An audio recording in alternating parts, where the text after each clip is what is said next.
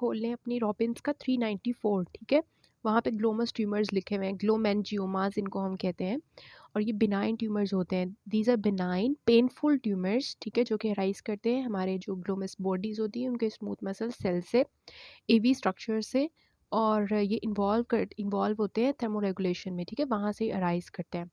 इसकी ये होता है कि इसमें ना हमारे जो मोस्ट कॉमनली ये होते हैं हमारे distal portion of the digits में, ठीक है, स्पेशली जो फिंगर नेल्स होते हैं उनके नीचे, और एक्सटीरियन जो है वो हम कर देते हैं इन ट्यूमर्स की। तो मोस्ट इंपॉर्टेंट इसकी चीज़ें आपको क्या समझ आई यहाँ से कि glomus tumour smooth muscle cell से अराइज करते हैं, ठीक है, बिनाइन ट्यूमर्स होते हैं स्मूथ मसल सेल से अराइज करते हैं, और दूसरी ये चीज़ होती है कि ये पेनफुल होते हैं, ठीक है, और तीसरी चीज़ इसकी इम्पॉर्टेंट कि ये हमारे डिस्टल जो नेल बेड्स होते हैं वहाँ पर ये इन्वॉल्व करते हैं, डिस्टल जो अंडर द फिंगर नेल्स होते हैं डिस्टल वहाँ पे राइज करते हैं। तो देखिए यहाँ पे भी 32 MCQ में क्या इन्होंने बताया हुआ कि बिनाइन ट्यूमर जो वेस्कुलर स्मूथ मसल का होता है, ठीक है, और वो बीनीथ द नेल बेड होता है और पेनफुल होता है, तो वो कौन सा है, ग्लोमस ट्यूमर है, ठीक है।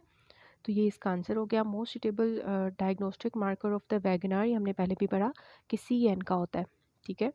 Which of the following is not is most likely to be found in the heart of the child suffering from acute rheumatic fever, ठीक है। तो acute rheumatic fever मैंने आपको बताया था, जब भी आपके माइंड में जब भी आप सोचें rheumatic fever में तो साथ ही निश्को सेल्स को याद कर लिया करें, ठीक है। तो ये उसमें होगा। All of the following are the cyanotic congenital diseases, ये हमने आई थिंक पहले पढ़ लिया है, हाँ पढ़ लिया है, लेकिन इसमें थोड़ी सी डिफरेंट जो है वो इन्होंने दी हुई है आपको। ट्रांसपोजिशन ऑफ ग्रेट वेसल्स हमने पढ़ा था, साइनोसिस के साथ एसोसिएट होता है। ट्राइकस्पिड एट्रेजिया भी हमने देखा था, ठीक है, टेट्रोलॉजी ऑफ फेलो भी देखा था, और ट्रंकस आर्ट्रियोसिस में भी हमने देखा था कि साइनोसिस हो रही थी, लेकिन एक हमने देखा था कि एट्रियल सेप्टल डिफेक्ट में कोई स्टीनोसिस नहीं होती। दूसरा आपका है कोएट्रैक्शन ऑफ एओर्टा, तो इसके लिए आप पेज नंबर खोल लें अपना, कोएट्रैक्शन ऑफ एओर्टा के लिए पेज नंबर खोल लें 78, ठीक है।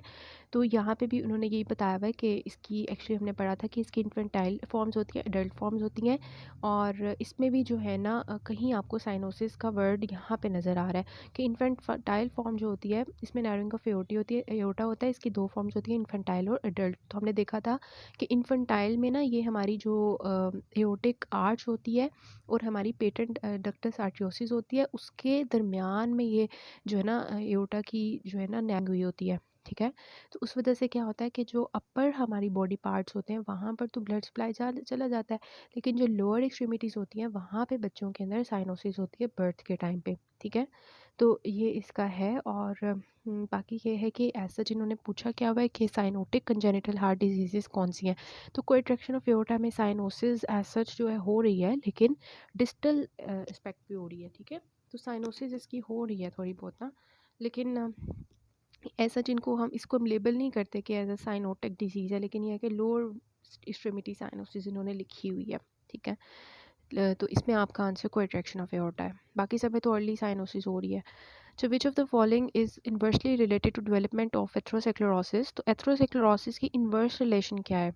देखिए उन्होंने पूछा है कि LDL ज़्यादा हो तो एथेरोस्क्लेरोसिस ज़्यादा होता है, ट्राइग्लिसराइड ज़्यादा हो तो एथेरोस्क्लेरोसिस ज़्यादा होता है, तो इजी क्वेश्चन है, ठीक है। लिपोप्रोटीन ज़्यादा हो तो एथेरोस्क्लेरोसिस ज़्यादा होता है। होमोसिस्टीन यूरिया हमने देखा था एक कॉज, इसमें होमोसिस्टीन ज़्यादा हो तो एथेरोस्क्लेरोसिस होता है, ठीक है।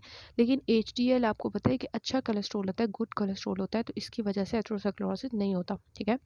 Patent formation ovale is congenital heart defect characterised by, तो जो फॉर्मेन ओवेल होता है, फॉर्मेशन ओवेल लेंगे, इट इज़ फॉर्मेन ओवेल, ठीक है। तो इसमें क्या होता है, an opening, an abnormal opening in the atrial septum due to incomplete tissue formation.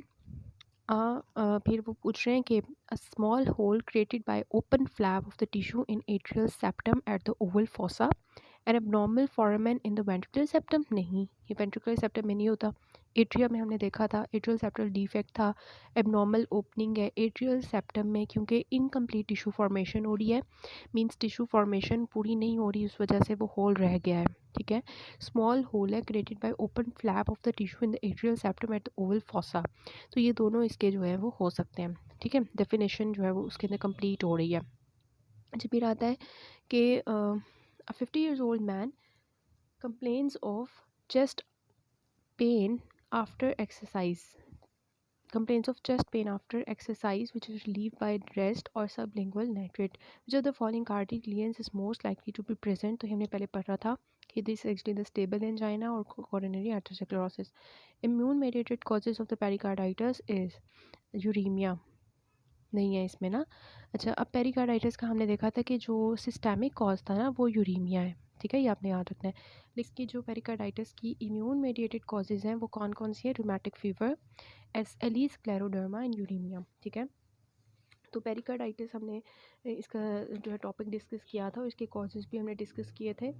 तो मैं आपको बता देती हूँ कि इसका पेज नंबर ना वहाँ से मैं आपको देख के बता देती हूँ. पेरिकार्डाइटिस का पेज नंबर है आपका on the page number, Robins का पेज नंबर है ये 436. ठीक है, तो इसमें से इसके कॉजेज़ बने हुए हैं ना, कॉजेज़ बताए हुए हैं उन्होंने. वो ये बताए हुए हैं कि एक्चुअली ये वायरल इन्फेक्शन की वजह से होता है.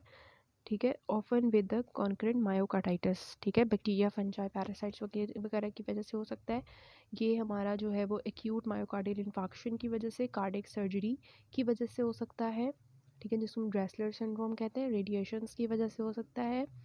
निमोनिया या प्लूराइटिस की वजह से हो सकता है. Uraemia is the most common systemic disorder. साथ में ये सेकेंडरी कॉजेज इसकी होती हैं रूमेटिक फीवर, SLE, मेटास्टेटिक मैलिग्नेंसिस. ठीक है, और इसके अलावा जो है कार्डिक टेम्पोनेट इसके रिजल्ट में होता है, ये इन्होंने आगे बताया हुआ है. लेकिन मोस्ट कॉमनली इसके इन्फेक्शंस हैं, सिस्टेमिक कॉज है और सेकेंडरी है. यूरिया जो है यूरीमिया में क्या होता है? यूरिया जो होता है हमारी पेरिकार्डियम को इरिटेट करता है, उसकी वजह से होता है. ठीक है, इम्यून मेडिएटेड पूछा है ना उन्होंने, तो rheumatic fever is immune mediated cause, SLE is the immune mediated, scleroderma फिर नन ऑफ देम तो नहीं है. लेकिन यूरीमिया इज़ एक्चुअली सिस्टेमिक. ठीक है, तो इसका आंसर क्या होगा?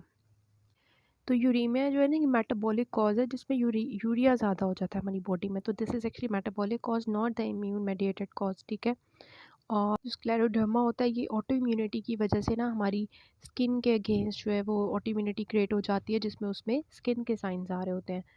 फिर आता है कि biomarkers of the myocardial damage includes all of the following except. तो ये तो आपको पता होगा कि इसमें हमारी ट्रोपोनिन T होते हैं, आई होते हैं. इसमें भी मोस्ट अच्छा वाला जो होता है वो आई वाला होता है. LDH होता है, CKMB होता है. ठीक है, और MMB होता है, लेकिन ऐसा जो है इसको हम यूज़ नहीं करते. लेकिन जो एक्टिन होता है ये तो बिल्कुल भी नहीं हम इसको कंसिडर करते हैं. ठीक है, फिर होता है कि 44 years old male patient has reported in emergency of the hospital with myocardial infarction of 1 hour duration. ठीक है, तो कार्डिक मार्कर जो फर्स्टली राइज करेगा वो कौन सा होगा? मायोग्लोबिन. ठीक है, फर्स्ट आवर में मायोग्लोबिन, क्योंकि आपको पता है जो हमारा होता है क्रिएटिन काइनेज ये 2 to 4 आवर्स में राइज करता है. ठीक है, ये 2 to 4 आवर्स में राइज करता है. ट्रोपोनिन IOT जो होते हैं ये भी 2 to 4 आवर्स में राइज करते हैं. लेकिन अगर आपने चेक करना है कि किसी का मायोग्लोबिन जो है वो सबसे पहले राइज करेगा. ठीक है, मायोग्लोबिन, तो मायोग्लोबिन जो है it becomes to rise in the first hour. तो आपका जो है ये होता है कि अच्छा, तो ये वाला जो है ना राइज करेगा. तो ये मायोग्लोबिन जो होता है ये एक्चुअली सेंसिटिव मार्कर होता है कार्डिक डैमेज का. ये 1 to 4 आवर्स में राइज करता है. rises very rapidly after the myocardial infarction at about the same rate as CKMB. It is non-specific because it is elevated in the muscle disease, मतलब कोई भी मसल डिजीज़ हो उसमें भी हमारा एलिवेट हो सकता है, और acute and chronic renal failure में भी एलिवेट हो सकता है. तो इस वजह से नॉन स्पेसिफिक है, लेकिन ये है कि it is actually the sensitive marker. ठीक है, बिकॉज ये आपका अर्ली राइज होता है. तो अगर आपने 1 घंटे के अंदर देखना है किसी को हार्ट अटैक हुआ है तो do remember that you will check the myoglobin. ठीक हो गया? More than 90% of the cases of the myocardial ischaemia जो है वो किस वजह से होते हैं? तो ये आपको पता है ऑलरेडी के एथेरोस्क्लेरोसिस की वजह से. 51 years old women presents with a long history of poorly controlled hypertension, diabetes, renal failure signs. Workup of her disease क्या हुआ? रेनल बायोप्सी हमने ली और वहाँ पे हमें जो है वो lumens of the small blood vessels to the narrow हो गए हुए हैं. यूनिफॉर्म हेमोजेनस पिंक डिपॉजिट्स हमें वॉल्स में मिल रही हैं. तो पिंक डिपॉजिट्स यूनिफॉर्म हेमोजेनस होती हैं. ये आपको क्या लग रहा है इसमें से? और है भी वो हाइपरटेंशन का मरीज़. ठीक है, तो हाइपरटेंशन में हाइलीन होती है ना, ठीक है, तो इसका हाइलीन होगा, हाइलीन आंसर होगा। हाइपरटेंशन की वजह से जो है हाइलीन एथेरोस्क्लेरोसिस होती है, और जो मोस्टली होते हैं ना बिनाइन हाइपरटेंशन, ठीक है, उसमें मोस्टली हाइलीन आर्टीरियोस्क्लेरोसिस होती है, ठीक है। और diabetes, renal failure during the workup of a disease, और ये रीनल जो स्मॉल ब्लड वेसल्स होती हैं ना उनके ल्यूमेन को ये नैरो कर देती है, हाइलिन आर्टेरियोस्क्लेरोसिस, ठीक है। इसमें क्या होता है, हमारी जो प्रोटीन्स होती है ना वो लीक हो जाती हैं, और उसकी वजह से हमारी जो आर्टरी की वॉल्स होती हैं वो एक्चुअली आर्टेरियोल्स की वॉल्स होती हैं वो थिक एंड हो जाती हैं, और उनका ल्यूमेन जो होता है वो नैरोड हो जाता है, ठीक है। और ये हमें पिंक हाइलीन नज़र आता है, ये मैं आपको 69 पेज से बता रही हूँ, ठीक है, पैथोमा के। तो उसमें उन्होंने बताया कि हाइपरटेंशन अगर बिनाइन हो या डायबिटीज़ हो, डायबिटीज़ की वजह से नॉन एंजाइमेटिक ग्लाइकोसिलेशन की वजह से हमारी जो है जो होती हैं रीनल ब्लड वेसल्स वो अफेक्ट होती हैं, ठीक है। और हाइपरप्लास्टिक जो होता है ये मैलिग्नेंट हाइपरटेंशन की वजह से होता है। डायबिटीज़ अगर हो और हाइपरटेंशन एसोसिएटेड हाइलिन होती है, ठीक है। 7 years old boy presents with the acute onset of the fever, pain in several joints, ठीक है, with a skin rash. Physical examination पे हमें वीक हार्ट साउंड्स मिल रहे हैं, टेकिकार्डिया मिल रहा है, और एलिवेटेड एरिथ्रोसाइट सेडिमेंटेशन रेट मिल रहा है, एलिवेटेड एंटी स्ट्रेप्टोलाइसिन टाइटर्स। तो ये क्या होगा हमारा एंटी स्ट्रेप्टोलाइसिन है ना, तो this is a rheumatic heart, ठीक है। और ऑब्वियसली उसके साथ साथ आपको क्या याद आना चाहिए, एनिश्को सेल्स एंड एशको बॉडीज़, ठीक है, तो इसका ए होगा। आईवी ड्रग यूज़र है, इन्फेक्टिव एंडोकार्डाइटिस किस वजह से होगा, स्टेफ ऑरियस की वजह से। ये तो आपको पक्का पता होना चाहिए, आईवी ड्रग यूज़र्स में स्टेफ ऑरियस का इन्फेक्शन होता है। हमने पहले भी आई थिंक डिस्कस किया था, सबसे पहला वाला MCQs I think. Which option out of the following you think is the correct for the tetralogy of Fallot, ठीक है। तो हमने पहले भी डिस्कस किया था टेट्रोलॉजी ऑफ फैलो में क्या होता है कि first of all we have the pulmonary stenosis, then the right ventricular hypertrophy, then the ventricular septal defect and aorta dispositioning, ठीक है। So this is actually all are present in the tetralogy of Fallot, ठीक है। 61 years old male develops severe chest pain है, उसको जो है myocardial infarction है। 1 week later he again complains of chest pain, this time with fever, loud pericardial friction rub, ठीक है। जब भी फ्रिक्शन रब आ रहा होगा तो you will consider the pericarditis, ठीक है। अब आपने ये कंसिडर करना है कि उसको जो है चेस्ट पेन है मायोकार्डियल इन्फाक्शन के बाद, और उसको जो है चेस्ट पेन है और फीवर है, लाउड पेरिकार्डियल जो है फ्रिक्शन रब है। तो ये क्या होता है, फाइब्रिनस पेरिकार्डाइटिस की वजह से फ्रिक्शन रब होता है, और इस तरह की चेंजेस आ रही होती हैं, फाइब्रिनस पेरिकार्डाइटिस, ठीक है। Which of the two walls listed below are least commonly involve in the rheumatic heart disease. तो रूमेटिक हार्ट डिसीज़ में आपको अगर पता हो कि जो माइट्रल वॉल्व होता है और जो एओटिक वॉल्व होता है ये दोनों ज़्यादा इन्वॉल्व होते हैं। अब आपने कंसिडर करना है जो इनमें नहीं है, ठीक है। एओटिक एंड पल्मनरी हम कंसिडर कर सकते हैं क्योंकि इसमें एओटिक है। माइट्रल और ट्राइकस्पिड में माइट्रल कंसिडर कर सकते हैं, और एओटिक एंड माइट्रल तो होते ही दोनों मोस्ट इंपॉर्टेंट है इन्वॉल्व, ठीक है। एओटिक में भी आ गया, लेकिन पल्मनरी और ट्राइकस्पिड जो है वो नहीं होगा, ठीक है। अच्छा, फिर होता है 40 ईयर्स ओल्ड मैन है, उसको कार्डिक डेथ हो रही है, history of cardiac death in his family, presents with the sudden onset of severe retrosternal chest pain with radiation of the pain into his back, his left pulse is absent, there is widening of the aortic knob on the chest x-ray. The mechanism for the patient's condition is most likely related to, ठीक है, atherosclerosis, defect in the fibrillin, defect in the collagen, infective process, acute myocardial infarction। तो ये actually आपका क्या हो रहा है यहाँ पे, क्या आपको लग रहा है कि उसको cardiac death, history of cardiac death in his family, ठीक है, मतलब उसकी फैमिली में कोई चीज़ रन कर रही है जो सबको मारती जा रही है, ठीक है। With sudden onset of severe retrosternal chest pain, radiation of the pain into his back, left pulse is absent, widening of the aortic knob on the chest x-ray, ठीक है। तो इस तरह की जो कंडीशंस होती हैं, तो ये आपका किसकी तरफ जा रहा है, this is actually because of some connective tissue disorder, जिसकी वजह से क्या बन गया, एनोरिज्म बन गया हुआ है, और उसने ये सारी सिचुएशंस क्रिएट की हुई हैं। एओर्टिक नॉब हमें मिल रही है चेस्ट एक्सरे पे, ठीक है, पीछे कंप्रेशन की वजह से। तो this is actually the aneurysm, ठीक है, मॉर्फन सिंड्रोम का प्रॉब्लम चल रहा है, फैमिली में जा रहा है सब कुछ।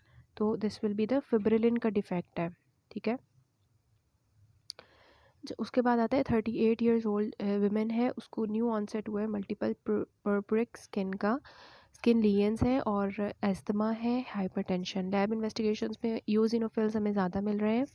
Biopsy from one of his purpuric skin lesions reveals the leukocytoclastic vasculitis, ठीक है। No perivascular IgA deposits are found, no anti neutrophil cytoplasmic antibodies are present, which of the following is likely diagnosis, ठीक है। तो ये सारे आपके आ गए हैं। अब देखें कि अब पेशेंट जो है ना, जो होता है माइक्रोस्कोपिक पोलियंजाइटिस का, इसमें तो हमें कोई ना ग्रैनुलोमास मिल रहे होते हैं और ना इसमें जो है ना हमें कोई एज़मा के साइंस मिल रहे होते हैं, ठीक है। ये तो हमने देखा हुआ है कि मैंने इसको इस तरह से याद किया कि ये छोटा सा होता है ना, माइक्रोस्कोपिक होता है, तो ऐसा जिसमें ना ग्रैनुलोमास होते हैं ना इसमें एज़मा की हिस्ट्री होती है, ठीक है।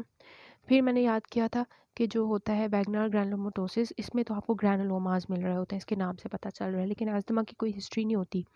पिचर्ग स्ट्रॉस का तो मैंने याद किया था इस तरह से कि ये आपका लंग्स को इन्वॉल्व करता है, इसमें एस्थमा की हिस्ट्री होती है, और ये है कि इसमें भी हमें ग्रैनुलोमास मिल रहे होते हैं, ठीक है। So we have the microscopic जिसमें कुछ भी नहीं है, ग्रैनुलोमेटस जिसमें आपके पास सिर्फ ग्रैनुलोमास है, पिचर्ग स्ट्रॉस जिसमें एस्थमा भी है और ग्रैनुलोमास भी हैं, ठीक है। अब जो हीमोग्लोबिन होता है ना, पर्परा, इसके बारे में तो मैंने पक्का याद किया कि इसमें IgA एंटीबॉडीज़ जो है ना वो प्रेजेंट होती हैं पहले से बंदे कोई। ये आपकी पेज नंबर 66 है वेस्कुलर पैथोलॉजी का, पैथोमा से, ठीक है। IgA इम्यून कॉम्प्लेक्सेस होते हैं, ठीक है। तो ये आपके होते हैं, उसकी वजह से जो है बाद में actually it results in the problematic जो है IgA, मतलब पहले से अपर रेस्पिरेटरी ट्रैक्ट इन्फेक्शन होता है, उसकी वजह से IgA की वजह से वेस्कुलाइटिस होता है। अब आ जाता है we have the macroscopic पोलियाट्राइटिस nodosa, ठीक है। पोलियाट्राइटिस नोडोज़ा में सच हेपेटाइटिस बी की आपको जो है हिस्ट्री मिल जाएगी और इस तरह स्ट्रिंग पर्ल पेरेंट्स मिलेगी, इसमें सच इस तरह की कोई चीज़ नहीं है। तो क्या होगा पेशेंट को? तो अब पेशेंट को क्या है, मतलब सबसे पहले तो हम ये देखें ना कि वुमेन है, उसको मल्टीपल प्यूरिटिक स्किन लीजन्स है और उसको एल्जमा चल रहा है, एल्जमा आ गया, ठीक है। माइल्ड हाइपरटेंशन है। लैब इन्वेस्टिगेशंस में हमें क्या मिल रहा है, ईओसिनोफिल्स इंक्रीज मिल रहे हैं और बायोप्सी जो है वो हमें रिवील्स कर रही है क्या। तो ऐसा जिसको क्या हो रहा है, मतलब कि अगर हम चर्क स्ट्रॉस को देखें ना, तो इसमें ही हमने एस्थमा को पढ़ा है, अदरवाइज़ हमने किसी में भी नहीं पढ़ा। और ये भी हमने देखा है कि इसमें ना पेरिफेरल ईओसिनोफिलिया होता है, ऑब्वियसली एस्थमा की हिस्ट्री होती है तो ईओसिनोफिलिया होता है। इसमें हमें ग्रैनुलोमास मिल रहे होते हैं, लंग्स एंड हार्ट इन्वॉल्व हो रहा होता है, ठीक है। तो आपने इसमें यही देखना है कि इसमें लंग्स एंड हार्ट इन्वॉल्व हो रहे होंगे, ओवरऑल एंटीबॉडीज़ होंगी, और इसमें जो है पी एनसा जो होता है ना, एंटी न्यूट्रोफिलिक साइटोप्लाज्मिक एंटीबॉडीज़, वो पॉजिटिव होती हैं, ठीक है। तो ऐसे जिसमें क्या हो रहा है, मतलब कि इसमें इन्होंने देखें बताया हुआ IgA नहीं है, मींस कि आपके पास जो है ना वो भी नहीं है, हिनोक्शोनलिन भी नहीं है, और हिनोक्शोनलिन होता ही बच्चों में है। तो एस्थमा से ही आप कंसिडर करोगे सच के चर्क स्ट्रॉस है, ठीक है। तो ये मतलब अगर आपको ये पढ़ा हुआ है ना आपने वैस्कुलाइटिस का, ये पैथोमास है, तो फिर आपके लिए इस तरह के MCQ सॉल्व करना ईजी हो जाएगा इंशाल्लाह। 65 years old man has a sudden onset of severe abdominal pain है उसको, और इसका टेम्परेचर 37 डिग्रीज़ है, हार्ट रेट उसका इतना है, ब्लड प्रेशर उसका इतना है, पल्सेस उसकी जो है डिमिनिश हुई है लोअर एक्सट्रीमिटीज़ में, मीन्स लोअर एक्सट्रीमिटीज़ में पल्स कम है। There is a pulsatile abdominal mass, ठीक है। एब्डोमिनल में पल्सेटाइल मास है। पल्सेटाइल जब भी आपके पास आएगा ना एब्डोमेन के अंदर, तो या आपने कंसिडर करना है एब्डोमिनल एनोरिज्म है।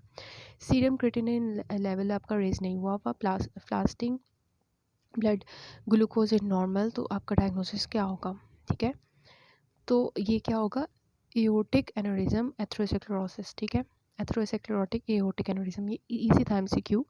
और इसमें ये होता है कि हमें कैटेगराइज करते हैं, मतलब इस तरह से हम इसको आइडेंटिफाई करते हैं कि एओर्टिक एनोरिज्म जो होता है ना, एब्डोमिनल एओर्टिक एनोरिज्म, उसमें एक्चुअली इस तरह की पल्सेटाइल एब्डोमिनल मास मिलता है हमें, ठीक है। बाकी ये सच नहीं होंगे, बिल्कुल ऑपोजिट दिए हुए उन्होंने। 74 ईयर्स ओल्ड वुमेन है presents to her primary care physician with malaise है, उसको प्रॉक्सिमल मसल पेन है, और मॉर्निंग जो है ना क्या चल रही है, स्टिफनेस चल रही है, और क्लॉडिकेशन ऑफ द जॉ मिल रही है, ठीक है। विजुअल इम्पेयरमेंट मिल रही है। On examination lateral aspect of his head एलिसिट्स tenderness, तो ये क्या होगी आपको पता है, टेम्पोरल एट्राइटिस, जाइंट एट्राइटिस, जिसमें आपके जो आपका जो होती है कैरोटिड आर्टरी की ब्रांचेस होती हैं, उसमें वेस्कुलाइटिस होता है, medium to large cell vessel vasculitis होता है, और पेशेंट इस तरह की प्रेजेंटेशन लेके आता है, ठीक है। इनिशियल सेल्स किस में होते हैं, आपके रूमेटिक फीवर में, ठीक है, ये तो आपको पता है। अब ये आपके किसके डेरिवेटिव्स होते हैं, आपके जो हार्ट के मैक्रोफेजेस होते हैं, हार्ट के हिस्टोसाइट्स होते हैं, ठीक है, और किस में मिलते हैं आपको ये, मायोकार्डियम में मिलते हैं, ठीक है, तो ये हमने पढ़ा हुआ है।